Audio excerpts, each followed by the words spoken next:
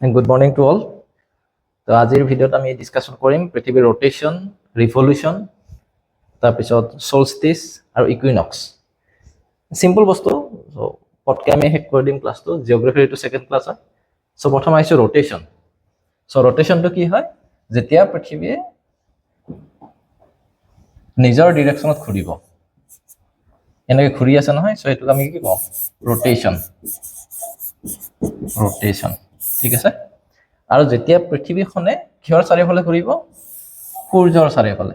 Let's say এইটো সান হৈ গ'ল। সো পৃথিৱীয়ে যেতিয়া সূৰ্যৰ চাৰিওফালে এনেকৈ ঘূৰিব, এইটো আমি কি কওঁ? ৰিভলিউশন। ৰিভলিউশন, ক্লিয়াৰ? তাৰমানে ৰোটেশনটো হ'ল আমি কিমান টাইম লাগে? 24 ঘণ্টা। এদিন হ'বলৈ আমাৰ কিমান? 24 ঘণ্টা। সো 24 ঘণ্টাতে এপাক ঘূৰে। আৰু ৰিভলিউশনটো 365 ডেজ। এনেকৈ মনত ৰাখিলে হ'ল, সৰু সৰু বস্তু। তো আমি এতিয়া নেক্সট চাওঁ মেইন যেটো টপিক আমাৰ সলস্টিস, সামাৰ সলস্টিস আৰু এটা উইন্টাৰ সলস্টিস কি।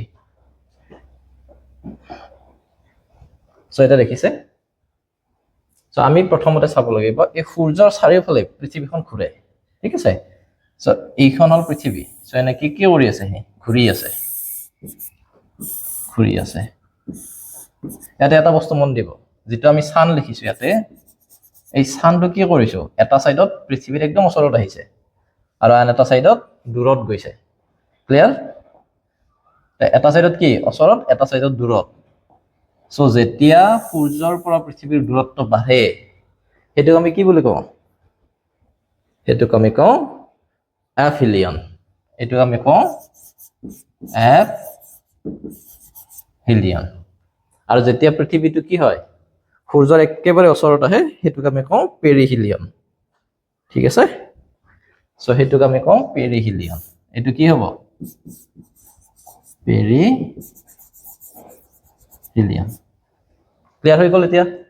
সো আফিলিয়নটো হ'ল সূৰ্যৰ পৰা পৃথিৱীৰ দূৰত্ব যিমান বেছি হ'ব হেতু আফিলিয়ন, আৰু সূৰ্যৰ পৰা পৃথিৱীৰ দূৰত্ব যেতিয়া কমি আহিব হেতু পেৰিহিলিয়ন, ক্লিয়াৰ হৈ গ'ল এইখিনি। সো এতিয়া আমি নেক্সট চাব লাগিব সলস্টিস কি।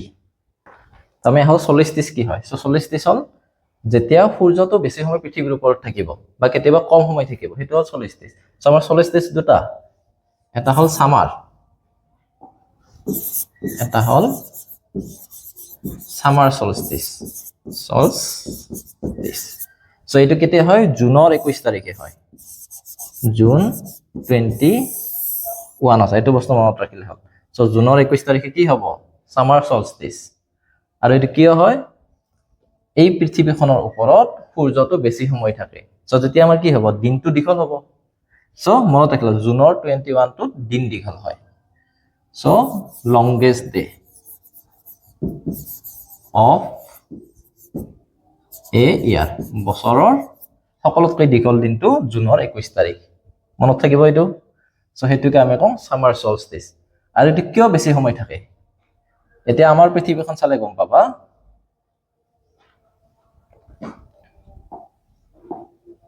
এখন পৃথিৱীখন চোৱাচোন। সো ইয়াতে কি হৈ আছে? ট্ৰপিক অফ ক্যান্সাৰ, আমাৰ ভাৰতৰ ওপৰতে কি কৈছে? Tropic of cancer. সো সেইকাৰণে কি হয়? ট্ৰপিক অফ ক্যান্সাৰটো চাওকচোন কেনেকৈ আছে, টিল্ট হৈ আছে। পৃথিৱীখন এনেকৈ বেকা হৈ আছে। কিমান ডিগ্ৰী? এইটো কেতিয়াবা আহিব 23.5 ডিগ্ৰী। ইমান ঘূৰি আছে, তাৰমানে টিল্ট হৈ আছে, হালি আছে। সো যাৰ ফলত কি এই যেটো কৈছে ট্ৰপিক অফ ক্যান্সাৰ, এইটো হ'ল আপোনাৰ ইকুৱেটৰ। মই আগৰ ক্লাছত শিকাইছিলো। সো ট্ৰপিক অফ ক্যান্সাৰত কি হয়? এই সূৰ্যৰ পোহৰটো ডাইৰেক্টলি পৰে, সূৰ্যৰ পোহৰটো ডাইৰেক্টলি পৰে। সো সেইকাৰণে কি হয়?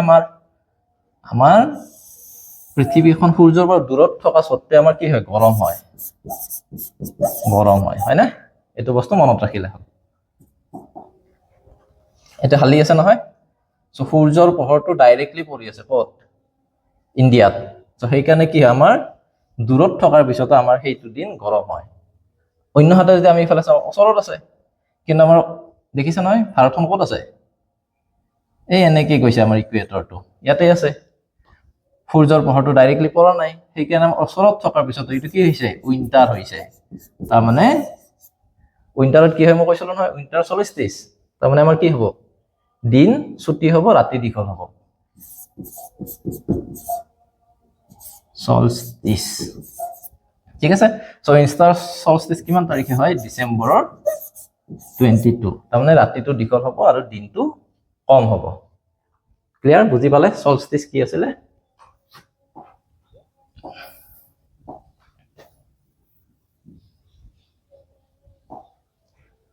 সো যদি বুজি পাইছা তেতিয়াহলে আমি নেক্সট যাওঁ ইকুইনক্সত ইকুইনক্স মানে কি ইকুইনক্স ইকুইনক্স মানে ইকুৱেল সমান তাৰমানে দিন আৰু ৰাতি দুইটা সমান হেতুক আমি কি কওঁ ইকুইনক্স বুলি কওঁ ঠিক আছে সো দিন আৰু ৰাতি আমাৰ কোন তাৰিখে সমান হয় হেতু হল মাৰ্চৰ 21 তাৰিখ মাৰ্চৰ 21 তাৰিখে দিন আৰু ৰাতি সমান হয় আৰু অন্যফালে কিমান তাৰিখে সেপ্টেম্বৰৰ 23 নে 22 এনেকুৱা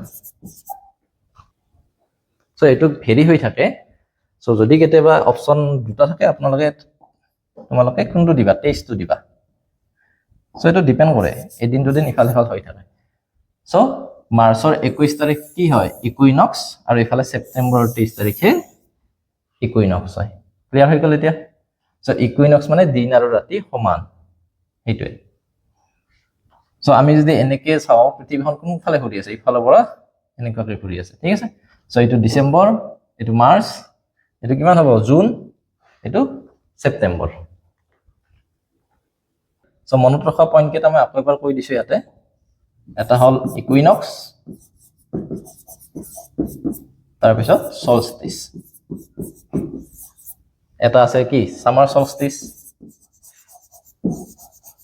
আৰু এটা উইন্টাৰ ঠিক আছে সামাৰ সলস্টিস তো মই কৈ দিলো কিমান তাৰিখ হয় জুনৰ 21 তাৰিখ আৰু উইন্টাৰ ডিসেম্বৰৰ 22 তাৰিখ সো ইকুইনক্স তেনেকৈ কিমান মাৰ্চৰ 21 আৰু সেপ্টেম্বৰৰ 23 ঠিক আছে মনত থাকিব তেতিয়াহলে এই আজিৰ ভিডিওটো এইখিনিতে মই সমাপ্ত কৰিছো থ্যাংক ইউ